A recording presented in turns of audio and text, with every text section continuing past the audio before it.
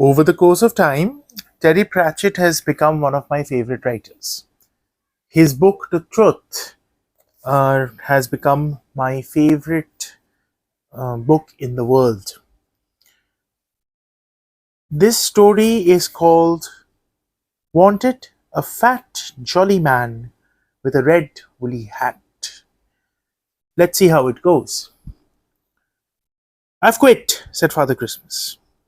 He flicked his red cap onto the hook behind the door and nudged the cat out of his armchair. Mrs. Christmas stood in the kitchen doorway, furiously beating a Yorkshire pudding mixture. "Oh, yes," she said sharply. "What brought this on, may I ask?" "I was checking the present list and I thought, blow this for a lark.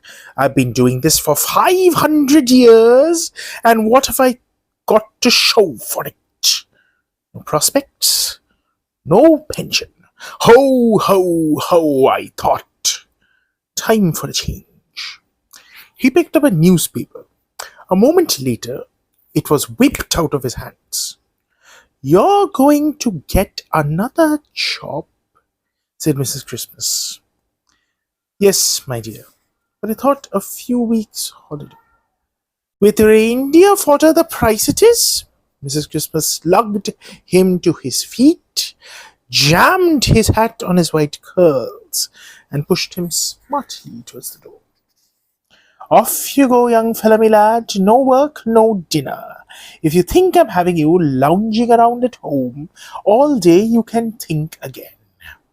So Father Christmas wandered miserably down to the job shop, where a keen young man was surprised to be confronted with a rosy-cheeked, white-bearded, fat man who described himself on the form as freelance toy maker and long-distance delivery man. Still, he tried his best. "If it's a job with good prospects you want, you could try working in a bank," he said uncertainly.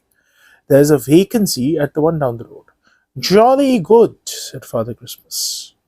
Next day, Father Christmas was sitting in the same seat and looking a bit sheepish as the keen young man listened to the bank manager on the telephone.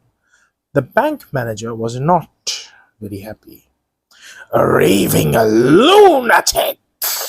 he shouted. "He gave away 4,765 pounds and 15 pence before we realized what was happening. He even gave away the pens and blowers. Ho, ho, ho, indeed! And you should have seen the clothes he wore." A few minutes later, the keen young man put the receiver down. "Well, that wasn't such a great success, was it? I mean, the Chancellor of the Exchequer isn't going to have to worry about his job, is he?" he said sternly. It's in my nature, I suppose," murmured Father Christmas. The young man was really quite kind-hearted, so he flicked through the job file again. "Have you had any experience of heavy goods vehicles?" he asked. Father Christmas considered. His sleigh had been quite heavy when all the toys were packed on it. He could hardly push it out of the garage. "Yes," he decided. The next day, he was looking very embarrassed again, while the young man tried to calm down the manager of the long-distance lorry firm. Fortunately, the man was on the telephone, but you could hear his voice all around the room. He was that angry. At last, the job shop man put the phone down. "Very good. Tell me, how did you manage to park a 16-wheel, 30-ton lorry on the roof of a 3-story house?" "Isn't that normal?" asked Father Christmas. "I always park on the roof."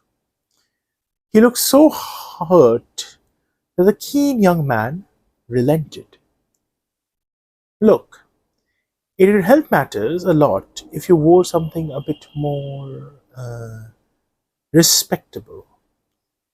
"What's wrong with red breeches with furry turnips and a pointed hat with a wobbly bobble?" demanded Father Christmas. "It's never caused any complaints in the past." All right. We'll try once more. There's a Christmas vacancy at the local toy factory. I shouldn't think you could mess that up." "Well, You messed that up, said the keen young man, who didn't look quite so keen now as he apologized to the toy factory manager and put down the phone.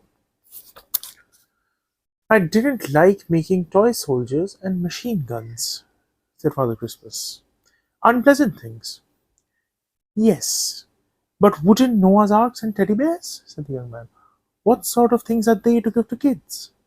I'm sorry, Mr. Christmas, but you are what we call in the trade unemployable, and I can't think of anything suitable for you.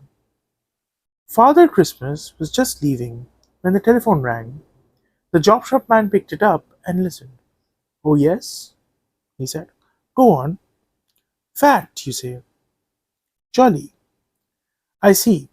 Ability to say ho ho ho an advantage.